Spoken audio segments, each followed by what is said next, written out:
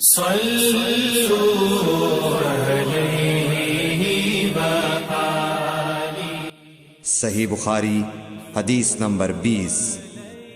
رسول اللہ صلی اللہ علیہ وسلم کسی کام کا حکم دیتے تو وہ ایسا ہی کام ہوتا جس کے کرنے کی لوگوں میں طاقت ہوتی۔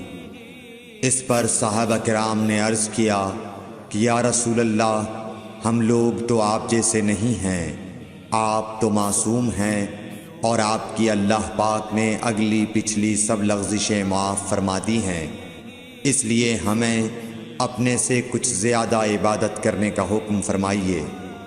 یہ سن کر آپ ناراض ہوئے، حتیٰ کہ خفگی آپ کے چہرہ مبارک سے ظاہر ہونے لگی۔ پھر فرمایا کہ بے شک میں تم سب سے زیادہ اللہ سے ڈرتا ہوں اور تم سب سے زیادہ اسے جانتا ہوں، پس تم مجھ سے بڑھ کر عبادت نہیں کر سکتے۔